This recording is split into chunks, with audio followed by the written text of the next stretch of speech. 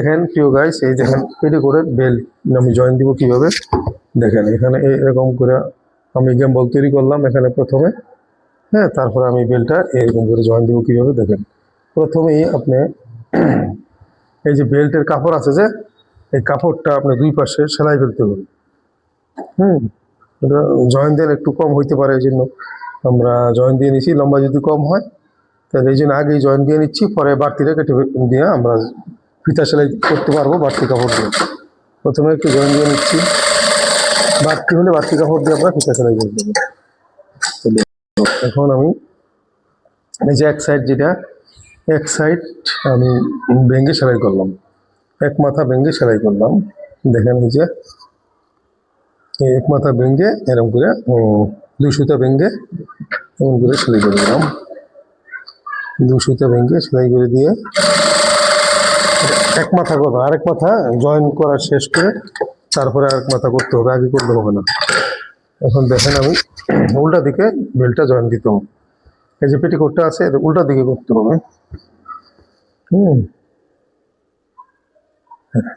এই যে উল্টা দিকে বেল্টের দেখেন, এটা বেল্ট, এটা পেটিকোটের উল্টা দিকে, এটা সোজা দিকে জয়েন দিতে পারবেন না আপনি, তাহলে ভালো হবে না। পেটিকোটের উল্টা দিকে জয়েন দিলে আপনি উল্টে গিয়া বেল্টটা সোজা হয়ে যাবে। দেখেন বেল্টটা উল্টা, দেখেন বেল্টটা উল্টা, এই যে বেল্টটা উল্টা, পেটিকোট উল্টা, উল্টা দিকে জয়েন দিতে হবে। জয়েন উল্টা দিবেন মানে সোজা হবে, আর সোজা দিকে জয়েন দিলে উল্টো হয়ে যাবে। এই জন্য আমরা উল্টা দিকে বেল্ট জয়েন করতেছি, এটা নিয়ম। পেটিকোটের বেল্ট উল্টা দিকেই জয়েন দিতে হবে, তাহলে এটা সোজা হয়। সমস্ত টেলারের একই নিয়ম, দুই রকম কোনো নিয়ম নাই দুনিয়ায়, একই নিয়ম।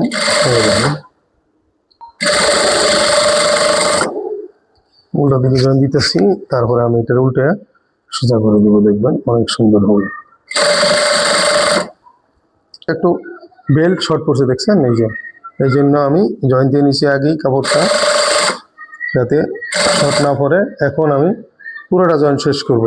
এখানে একটা কৌশল আছে, জিনিসটা বোঝার চেষ্টা করেন। দেখেন এই যে জয়েন দিয়ে হচ্ছে, এই বাড়তি কাপড়ের দেখেন আমি আধা ইঞ্চি রেখে কেটে ফেলবো, এই আধা ইঞ্চি রেখে আমি কেটে ফেলবো, পরে এটা আমি দুই বাস দিয়ে ফিনিশিং করে দিব। দেখুন এই যে এটা দিয়ে আমি ফিতা বানাবো, ফিতা এটা বেশি হয়েছে, কিন্তু এই যে বেশি হয়েছে আধা ইঞ্চি, 1 ইঞ্চি বেশি রাখছি, যে একটু বেশি রাখছি কেন, হয়তো একটা কিছু হইতো।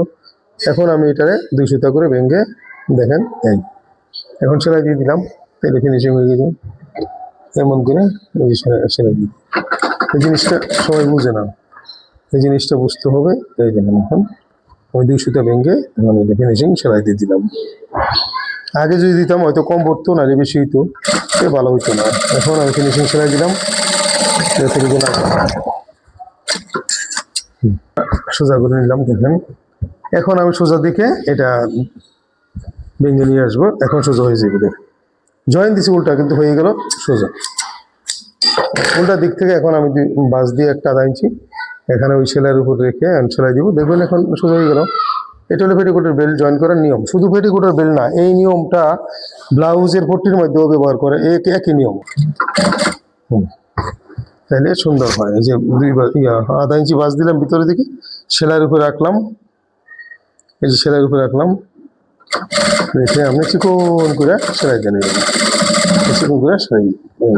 পরে আরেকটা চাপ সেলাই দিলে হয়ে গেল পেটিকোট, নাকি? আরেকটা চাপ সেলাই দিলে আরো সুন্দর হয়। এক চাপ সেলাই না দিলেও হবে, আর দিলে ভালো, বেশি ভালো হবে। এরকম করে দেখছেন, এখন এই সোজা হয়ে গেলাম, বুঝছেন? এই যে সোজা হয়ে গেছে, দেখেন কত সুন্দর হয়ে যাচ্ছে এই বেল্ট। আরেকটা চাপ সেলাই ইচ্ছা করে দিতে পারেন, না দিলেও চলবে।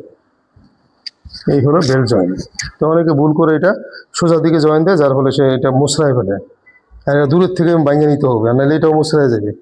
হ্যাঁ, নিচের কাপড়টা টান রাখতে হবে। পেটিকোটের বেল্ট কখনো টানা যাবে না, পেটিকোটের বেল্ট টানলে মোচড়ায় যাবে বা পাথারিং হয়ে যাবে। পাথারিং হয়ে গেলে তো বাতিল, সুন্দর হবে না, কাস্টমারের চয়েস করবে না, সমস্যার সৃষ্টি হবে। এবং পরীক্ষায় 5 নম্বর দিবে না। যারা টেকনিক্যালে লেখাপড়া করে এনএসডি এর পরীক্ষায় বেল পেশায় গেলে ফেল করে দেয়।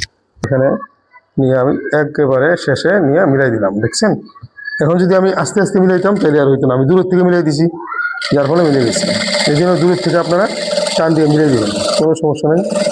এই দেখেন টান দিয়ে মিলাই দিছি, বাস হয়ে গেছে। চাপ সেলাই আরেকটা এখানে দিলে এরকম করে এক চাপ সেলাই দিতে পারবেন। এক চাপ সেলাই এরকম করে দেন, দিলে আরো সব ভালো, না হলে কোনো সমস্যা নাই। ভালো থাকবেন সবাই, সবাই লাইক শেয়ার কমেন্ট দিতে হবে। আর নতুবা ইউটিউবার ওলা যারা ভিডিও করে ভিডিও বানায় তাদের অনেক কষ্ট। এখন এইগুলি লাইক শেয়ার কমেন্টস না দিলে এটা একজন আরেকজনকে দিয়ে উঠবে, এটা নিয়ম।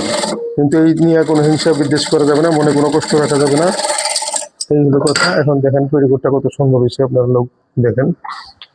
এই যে আমি রাখি এখানে মেশিনের উপরে, দেখেন কত সুন্দর বিল্ড হয়েছে, দেখছেন।